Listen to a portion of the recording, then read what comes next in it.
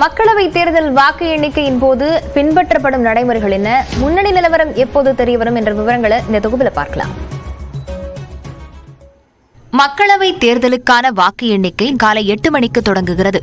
தமிழ்நாட்டில் 39 வாக்கு எண்ணும் மையங்களில் ஒட்டுமொத்தமாக 234 அறைகளில் நடைபெறக்கூடிய இந்த வாக்கு எண்ணிக்கை பணிக்காக ஒவ்வொரு அறையிலும் 14 மேஜைகள் போடப்பட்டிருக்கும்.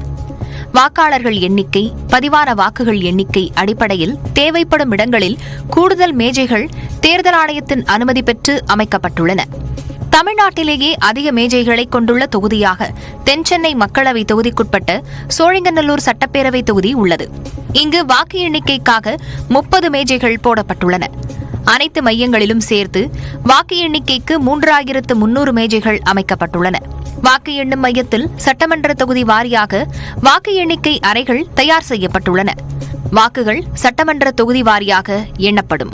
வாக்கு எண்ணிக்கை பணிகளில் நுண்பார்வையாளர்கள், தேர்தல் அலுவலர்கள் உட்பட 38,500 பேர் ஈடுபடுத்தப்பட உள்ளனர். சென்னையில் ஒவ்வொரு தொகுதிக்கும் தலா 2 பொது பார்வையாளர்கள் நியமிக்கப்பட்டுள்ளனர். ஒவ்வொரு வேட்பாளர்களின் முகவர்களுக்கும் அடையாள அட்டை வழங்கப்படும். அந்த அடையாள அட்டை உள்ளவர்கள் மட்டுமே வாக்கு எண்ணிக்கை மையத்திற்குள் அனுமதிக்கப்படுவர்.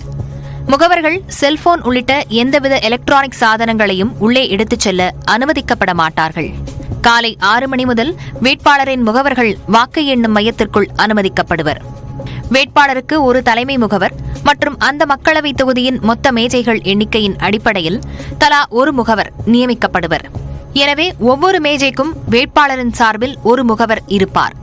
உதவி தேர்தல் அலுவலரின் மேஜையில் வாக்குகள் எண்ணப்படும்.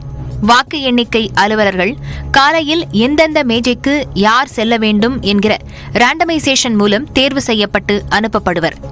காலை 8 மணிக்கு வாக்கு எண்ணிக்கை தொடங்கியவுடன் சட்டமன்ற தொகுதி வாரியாக பதிவான தபால் வாக்குகள் எண்ணப்படும்.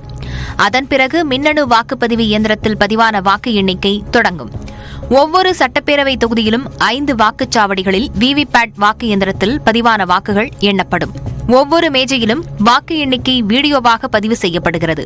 காலை 9 மணியிலிருந்து முன்னணி நிலவரம் தெரியவரும்.